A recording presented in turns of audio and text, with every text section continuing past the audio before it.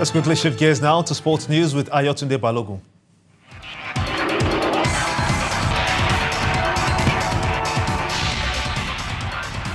Yes, indeed, Gimberg. Joyous day for Chelsea fans all around as Eden Hazard delivered a potential parting gift to Antonio Conte as the Blues edged Manchester United 1-0 at the Wembley Stadium to win the English FA Cup for the 8th time.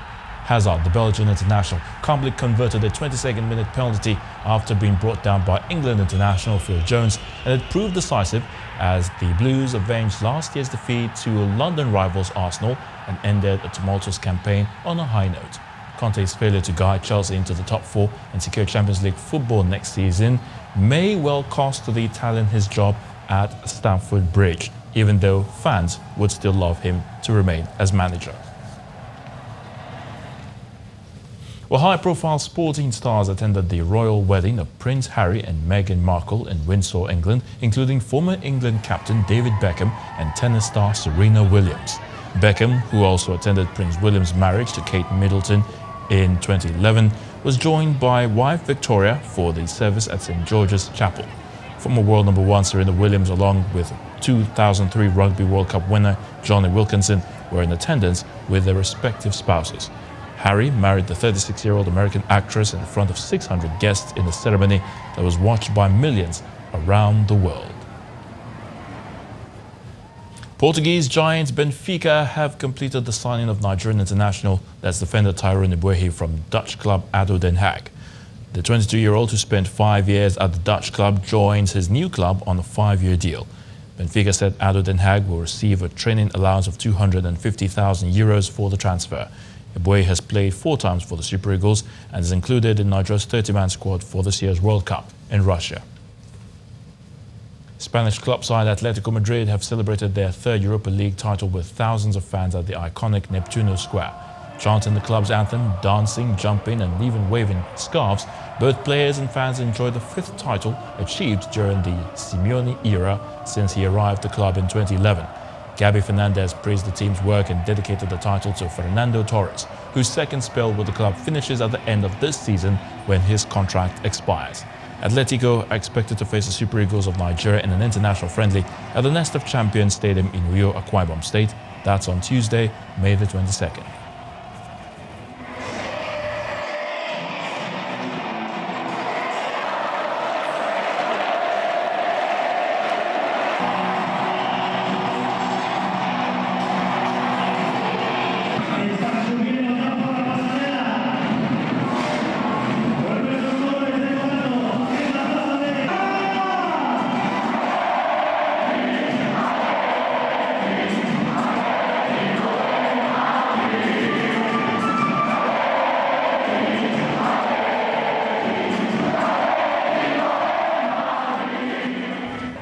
Congratulations to Atletico Madrid. Rafa Nadal has closed in on an 8th Rome Masters title as he dismissed old rival Novak Djokovic 7-6, 6-3 to reach the final for a record-extending 10th time.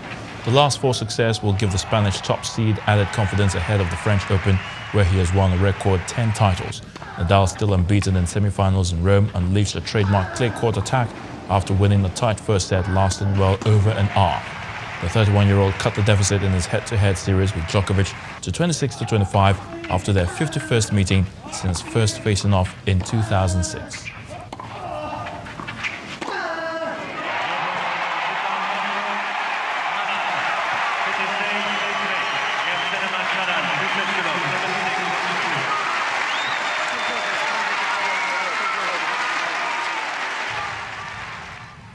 While defending champion Elina Svitolina has reached the final of the Italian Open after putting in a clinical performance to beat unseeded Estonian Anett Kontaveit 6-4, 6-3.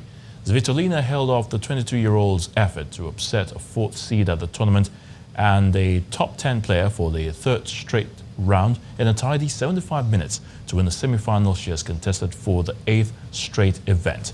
The Ukrainian 4th seed bided her time and struck at key moments in the match in a display that bodes well for her chances at the French Open later this month. And that's a wrap in sports news. The news at 10 continues shortly.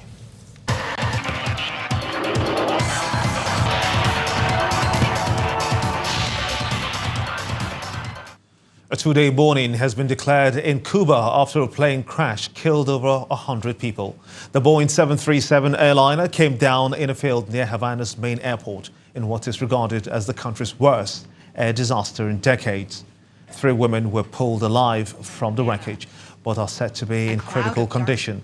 The plane, which was nearly 40 years old, was carrying 104 passengers and 6 crew members. The Cuban authorities say that they have launched an investigation into the disaster. And authorities in Saudi Arabia have arrested 7 women's rights advocates just weeks before the kingdom is to lift its ban on women driving. Although the reason for the arrest is not clear, but activists say that authorities are attempting to silence the women. The kingdom's state media reports that they had been arrested for contact with a foreign power. Saudi Arabia is due to lift its ban on women driving next month. Meanwhile, the country has strict laws requesting women to seek male permission for various decisions and actions. And just before we go, we'd like to tell you that Channels Television, your multiple award-winning station, will bring to you a special program titled Roadmap 2019. This special program seeks to bring to your opinion the former presidents, heads of state, technocrats, party leaders, governors and many other people in the country, and will be focusing on the 2019 general elections. This Monday, our guest is the former chairman, National Caretaker Committee of the People's Democratic Party, Senator Ahmed Mohamed Mukarfi. Please join us at 9 p.m. on Monday for Roadmap only on Channels Television. And the main news again. Global attention turned to Windsor Castle as Prince Harry and Meghan are joined as husband and wife in an event at St. George's Chapel, graced by an enchanting array of personalities. Also today, the All Progressives Congress held state congresses across the country as crisis in some state chapters of the party deepens. And Cuba today declared 2 days of national mourning following the deaths of over 100 people in a plane crash in Havana. And that's how it's been on the news at 10 tonight. I want to thank you so much indeed for watching. On behalf of all of us here, have a splendid night rest. Good night.